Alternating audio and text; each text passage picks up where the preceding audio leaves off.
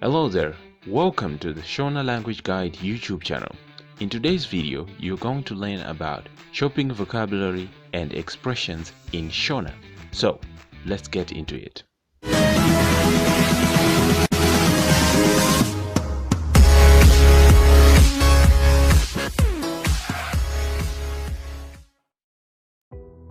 Mari,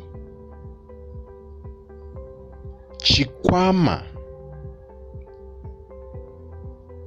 chingoro,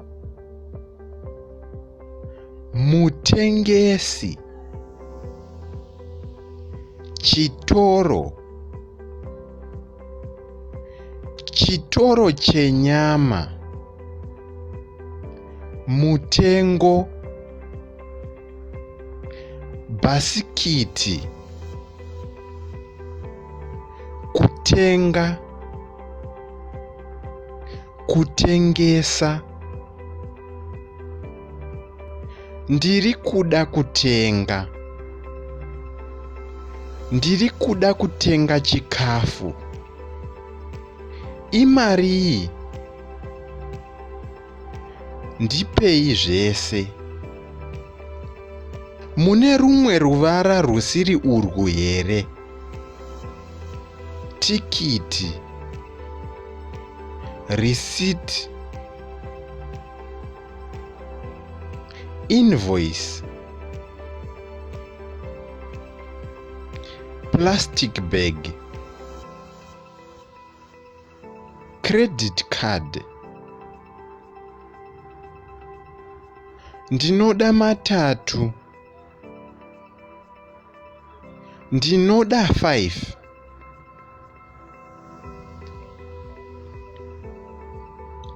Munotambira swipe here muno?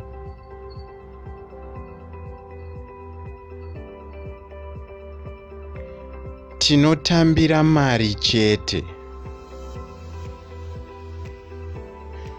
Pane zvitoro here padhuze nepano? Munonditenderawo here kudzosa ichi? Kaunda yenyu iri kupi?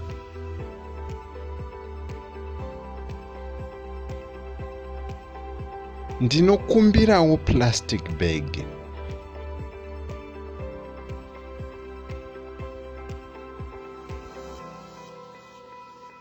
Maita basa.